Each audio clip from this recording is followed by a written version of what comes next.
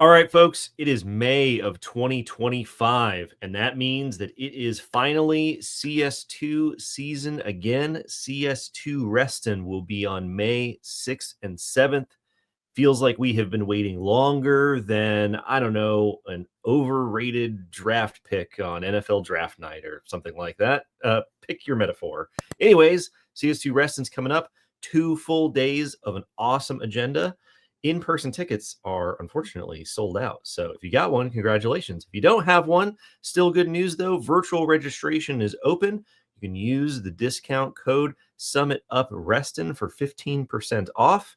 And we're going to talk about the agenda today, the types of things we're going to learn, and all the various people you can ask questions about during the 2 days of CS2 Reston. CS2 season is one of my favorite seasons, and one of my favorite parts of it is just like the NFL season, Jacob.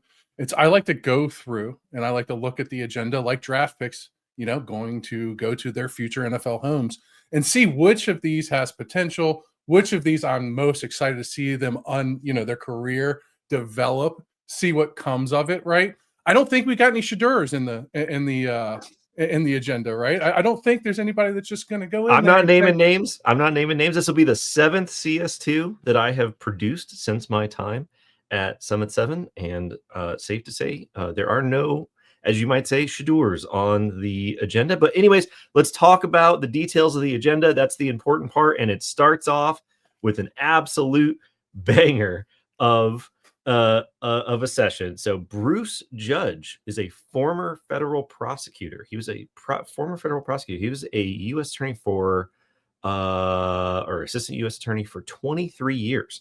But nowadays, he works for the Whistleblower Law Collaborative, specifically working with whistleblowers under False Claims Act lawsuits. And he was the attorney for the whistleblower in the recently settled Morse DOJ False Claims Act settlement, in which a average sized defense contractor of about 150 employees paid a fine of $4.6 million for non-compliance with their DFARS obligated cybersecurity requirements. The whistleblower got paid $851,000. Their attorneys, Bruce here, got paid separately from that amount. And so it's a massive deal. It is the thing that everybody said would never happen. And according to Bruce, there are about 100 of these cases pending in the system. And he said that since the news broke of the Morse settlement, that their phones have been ringing off the hook with people who want to blow the whistle for non-compliance on behalf of their employers. So I'm very interested to see what Bruce has to say. I have a lot of questions for him about, like, what's the burden of proof, which I'm sure he's going to go into in great detail. But we engineer a ton of Q&A time for each of the sessions at CS2, in addition to the presentation time from the speakers. So we're going to learn all about it from the guy who was in the trenches with the whistleblower and got to the actual multi-million-dollar settlement with a defense contractor, not a big research university, not some mega prime contractor, actual everyman-sized defense contractor. Very interested to learn from him. That's what we're starting off with at CS2. Yeah, when we got news of the Morse settlement and basically the details that surrounded it, and we did the entire episode on it because of the significance of it, that was one of those moments that we're like, wow, can't believe this is happening. And then when you were like, hey, you won't believe who's speaking at CS2, and then you told me, and then I seen the agenda, I was like, wow, I can't believe this is happening. The only thing that I hope is that, one, you don't give them a huge giant bear hug like Roger Goodell as draft picks walk across the stage. And two, you do not occupy the entire Q&A session for yourself, which I know that you probably have, like, like on the cartoons when they rip out the scroll and it's just like, hey. Yeah, I'm going to hand my questions to people in the audience for them to ask for me so that I don't hog all the time. He's like nudging people. This is what you really should ask him. Yeah, super interested to learn from Bruce. I think it's going to be great. I'm sure he's going to be making a ton of content after CS2 is over. He's going to be a very popular person to talk to. But shortly after Bruce gets done talking to us about the settlement, the False Claims Act, what it's really like, we have the great and powerful Amy Williams, VP of CMMC from Coalfire. They just released a report wouldn't you know, what a convenient coincidence right after Bruce's presentation that shows that most DIB contractors are still not compliant with the DFARS obligations that Bruce just talked about. So they, have this updated data from their report that came out. They surveyed hundreds of defense contractors about what was going on. They have some very interesting takeaways. Very excited to hear from Amy. I believe the last time we heard from Amy at CS2 was CS2 Tampa. So it's been a couple years. So it'll be nice to catch up. But this is by design, everybody. We're talking to the guy who says this is what happens when you're non-compliant and somebody blows the whistle. And then Amy's going to get up there and say, we're actually talking about all of you, because if you are in the DIB, chances are you're probably not compliant. And this is just the most recent in a long line of studies, analyses, IG audits. I mean, you name it, we've covered them all over the years. And it just goes to show that CMMC as a forcing function is very effective, because without it, nobody is going to implement their requirements broadly. And so it'll be interesting to see what they learned in their survey. Yeah, the top pick's going to come out and say that my phones are ringing off the hook with people that want to talk about how their organization isn't doing compliance correctly, and the DOJ needs to know about it. And people in the audience are going to be like, well, where's the facts? And then Amy Williams is going to come on stage and be like, oh, facts, you say? Here you go. Here are the facts that represent. This is the reason the phones are ringing off the hook for FCA lawyers all around the globe. Yeah, absolutely. All right. And so then the last main stage session on day one before lunch is going to be the CUI Hotline Live edition. It'll be me, Ryan Bonner, Daniel Akeridge, Scott Edwards, and Connor Dean from AvPoint taking everybody's questions. There's never enough time for questions at live events. There's never enough time for questions on the AB Town Hall. There's never enough time for questions anywhere. And so in addition to the massive amounts of Q&A time that we bake into every session, we're going to do a full hour of just Q&A. We take questions from people who are there in the audience. We take questions from people who are virtual. So just because you're not there in person doesn't mean you can't participate. And it'll be the CUI hotline that everybody knows and loves. So it'll be pretty awesome. Yeah, there's not much to say about this. It's phones ringing off the hook, and now a hotline for people to call to make sure that the phone's not ringing off the hook. Yeah. So, you hear from the lawyer that says this actually cost you millions of dollars. And then you hear from Coalfire that says, we know that this is you. And then you got a number that you can call immediately afterwards with no attribution. So it's a very nice flow of information. And that might be by design. And realistically, for people that aren't really in depth and in tune and are trying to learn while they're at CS2, what this session represents is the opportunity to get answers to some of the questions that more than likely are going to generate during the first two sessions of the day, right? Yeah, these people are going to come up, and you can't get into the Q&A for either one of those two sessions. There's 5 people on this stage for CUI Hotline Live that realistically can provide very deep insights and are very knowledgeable. Yeah, absolutely. So then after lunch, which is a full hour, there's no working lunch. There's no presentations during lunch. There's none of that. It's networking time. It's an actual break. It's a lot of information over the course of just the morning, let alone 2 days. So you got to let your brain relax, shake hands, talk to people, do the networking thing. But after lunch, we split into 2 groups. We got executive breakouts. We got technical breakouts. On the executive side, we have a panel of prime contractors moderated by Summit 7's very own Scott Edwards. We're talking to Matt Ramsey from Blue Halo. We're talking to John from Tudor Perini. We're talking to Matt from the Marvin Group. These are people who run the information security programs, the supply chain security programs at very large prime contractors. We had a similar session at CS2 Boston in the spring of 2024, and it was very well attended, and they were very honest with how they are approaching this problem, the kinds of help that's available, and they're just telling it like it is in terms of people thinking that it doesn't matter to their customers. This is the perspective from your prime customers. So if you have questions about how the primes think, this is the session for you. In that April session at CS2 Boston, I believe it was, where the primes were talking about what they were doing, similar kind of topic, a lot of it was still in the unknown because there was no final rule, nothing there. They were very timid. They were very passive in their approach. Now it's post final rule, and now we get to see how they've adjusted since things are more set in stone, right? They have marching orders now. They just don't have the things that are telling them to march, right? Yeah, I think there's going to be a lot of, like we said in April of last year, before they then repeat what they said a year ago. But we'll see. It'll still be great. Still be awesome info. In tandem with that, at the same time, in the other breakout session, the great and powerful Scott Goodwin. People may not know, CS2 used to not have breakouts. We just went main stage sessions all day. And Scott Goodwin's sessions were so popular, but also so brain meltingly in depth that people said, can we have just a dedicated slot for Scott to talk to us about his awesome elite pen testing hacker skills?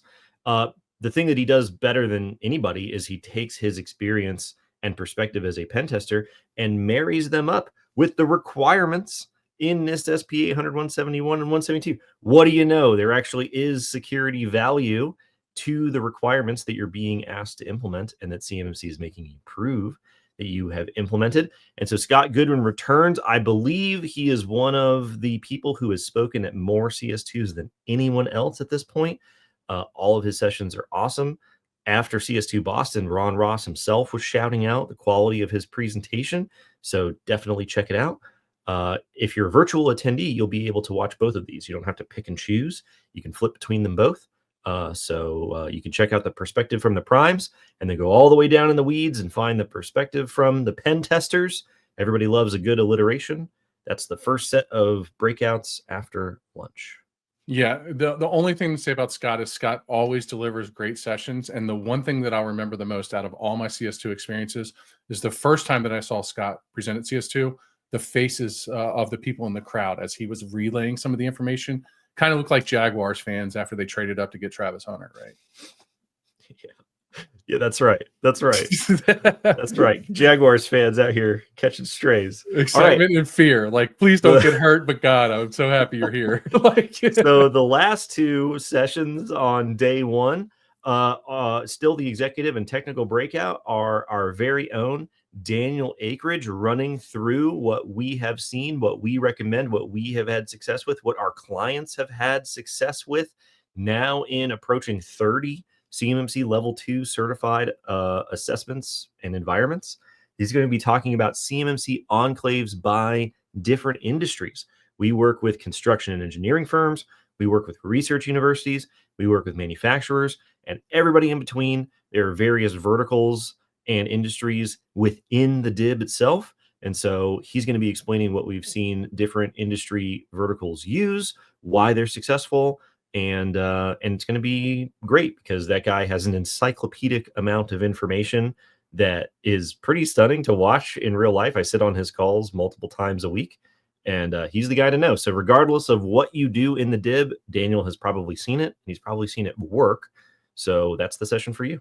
Seeing Daniel on a sales call is like that scene in Old School when Will Ferrell blacks out when he's debating James Carville, and he's like, I don't know what happened, but it's just absolute everything that you need to hear. Very talented. He's a very great presenter. I have often said that he's on my Mount Rushmore of favorite presenters to sit in. I need to make sure I'm in the audience for him.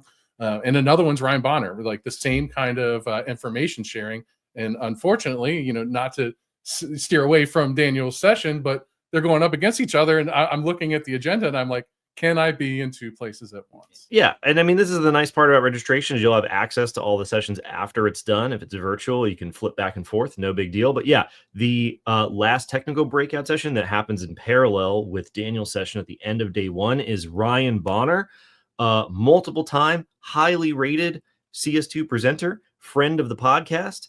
He's been on multiple times. If you haven't watched his videos on the YouTube channel about identifying CUI, minimizing CUI, if you don't follow him on LinkedIn, you're wrong. You should go do all of those things. He is going to talk about how to eliminate CUI from the supply chain, how to minimize and get rid of CUI, which then alleviates you of many of the burdens that come with DFAR 7012, NIST SP 800, 171, CMMC verification, and so on. He's the CEO of DefCert, a small consulting firm that basically specializes in working the edges of getting this problem as minimized as possible. They're very good at what they do, and we're excited to have them back. Yeah, there's no other way to describe it except for when you walk out of a session hosted by Ryan Bonner, you are going to know something that is going to substantially help you and your organization navigate CMMC.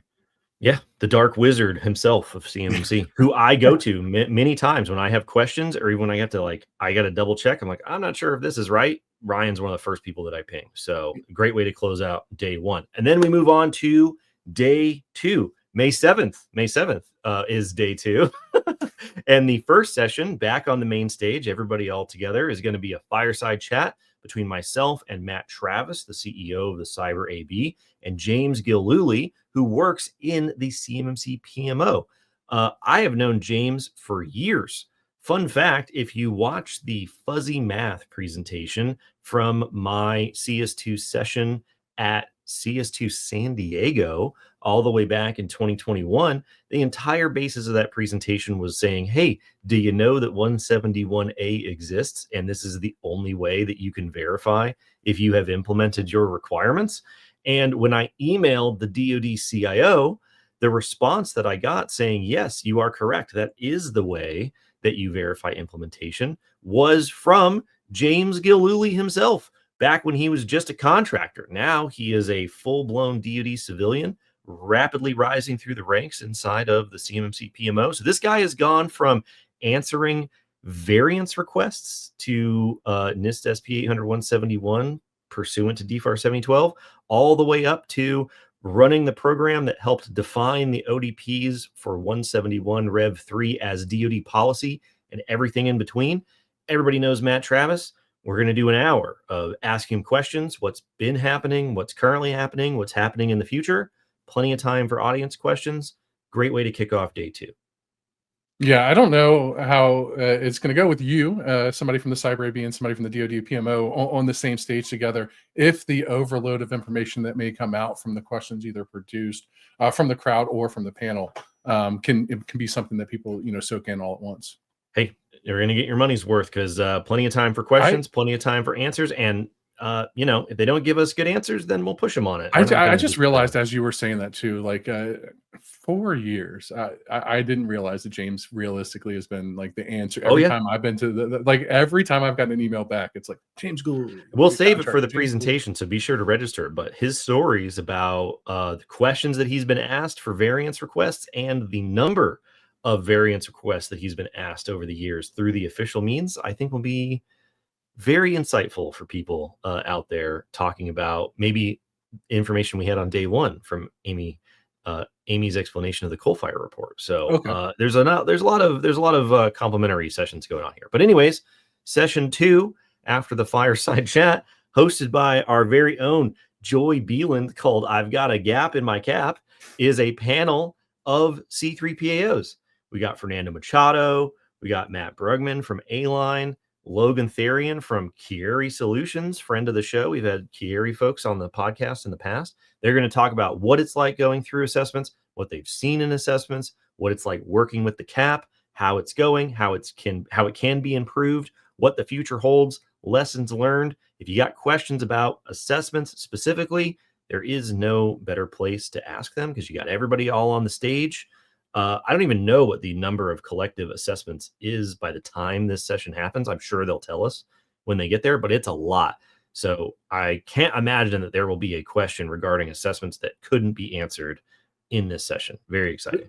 There's one particular one that's called out actually in the description of the session that I think that people are going to particularly be very interested in. And it's like, what exactly is lower burden? Does it mean by lower burden of proof when it comes to evaluating a certified an organization that has a certified ESP as opposed to one that does not? Even a question that was presented on the town hall for last month, right? So I think that getting that from people that have that in the trenches experience, I know Fernando for sure, I know A-Line, and I know Chieri, all are definitely in the trenches right now conducting assessments on a regular basis. So to see how they do that, deal with the variances in that, will be something that I'm extremely interested in, that people should heed interest into. Yeah. And all of those C3PAOs have conducted assessments against Summit 7 clients against Summit 7 solutions that we have built and that we manage for clients. So you can ask the C3POs what they've seen in general. But then in the session afterwards, hosted by our very own Jana Abbott, I believe first time at CS2, Jana Abbott, who makes all the things happen behind the scenes at Summit 7, she is hosting a panel of actual Summit 7 clients who have successfully gone through their CMMC Level 2 assessment. So we can ask it from both directions. You can ask the assessors themselves, and then you can ask the people who have gone through the assessment and have the certification. Actual, real life, grass-fed, organic, free-range DIB contractors who have done the thing, not just a bunch of C3PAOs or consultants or service providers or whoever. The actual people who have done the thing will be on stage with Jana. So if you have questions about people like you, about what it's like to go through the assessment, then that's the session to watch. Yeah. This is very special. And the reason it's very special is because it's our first CS2 post rule, right? And so now post rule, post assessments happening. Now we're getting into the case where the stage is going to be littered with people that have those experiences, that have, walked the walk, talked the talk, done everything that needs to go there.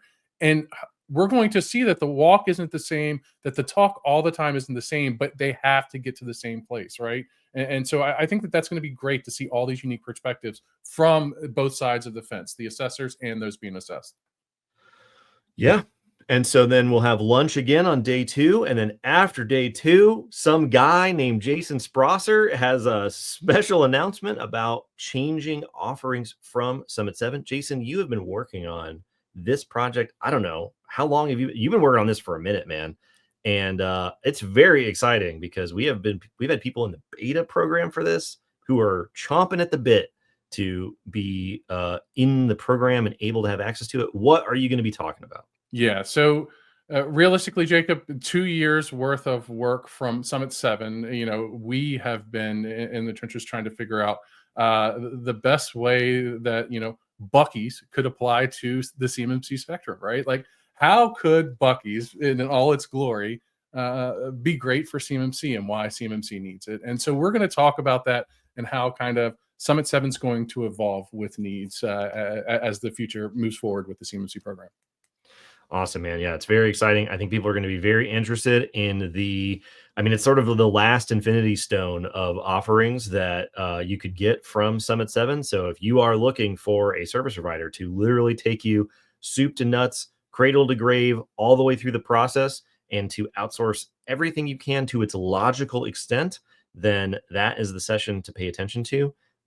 You're going to be hearing a lot about it after the session is over. That's for sure. So if you want to hear about it from the guy who made it, then they need to come to your session after lunch on day 2. In parallel to that, a lot of people think, oh my God, the requirements for NIST SP 800-171 are so intense. If the data were so important, we should just classify the data. We should just classify the entire defense industrial base because that's a great policy. That's not a great policy. That's sarcasm. But there are people who do require to work with classified information, cleared defense contractors to some extent. And there are a lot of cleared defense contractors that are in the same boat as non-cleared defense contractors. They need someone to help manage their classified environments. Did you know that Summit 7 also helps with that? We have entire people in the company who specialize in working just with cleared workloads, classified workloads with Microsoft solutions. We don't talk about it as much as we should, but that's what Shane Shipley and the great and powerful Richard Wakeman from Microsoft will be talking about at the same time that you're talking about your session in the afternoon on day 2. Yeah. So without having any bias here, because I am obviously the code of professional conduct is applicable here. I think that hearing about Bucky's is outstanding, but I do know some of the exciting things that go behind Azure Secret and the secured workload and classified workloads. And so, like for the technical folks, it's a good spot to be in. Like, it's a good place to hear about something and some next level type security things and some of the special stuff that Richard Wakeman always talks about, and some of the talent that Shane Shipley has, which that's another one of those hidden ones that doesn't get out there as much as they probably should. Yeah, it'll be awesome to hear from him. And then to wrap everything up on day 2, back in the main stage arena, if you will, Scott Edwards, CEO of Summit 7, will have a big announcement about the future of the CMMC conference circuit and what to look for coming up. I think it will be very insightful and important for everybody to pay attention to a relatively short announcement from Scott. And that'll wrap us up for CS2 Reston. It is going to be May 6th and 7th next week, if you're listening to this on time, in Reston, Virginia, from the beautiful, incomparable Reston Town Center. You can register virtually if you didn't get your chance to secure an in-person ticket. Live from this mall. No, live there's from a book in a Beppo, everybody. Reston, come and right? hang out. So there's going to be there's a welcome reception before. There's you a can go to hour Lulu after in between Monday. sessions. We're going to be in the area, so if you're around the Reston area in general, come and hang out.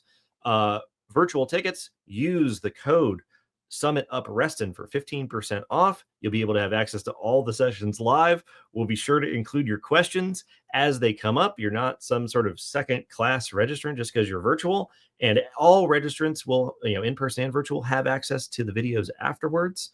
It's 2 days. It's 2 full days. It's a lot of information, but CS2 is very popular for a reason. We have tailored and produced this agenda to specifically answer a lot of the big topics that everybody always wants to talk about, with tons of Q&A time. So we hope to see you there, and we hope we can actually see you in person next week. We always say that every week, but we hope we can actually see you next week. So see you next week. See you at CS2.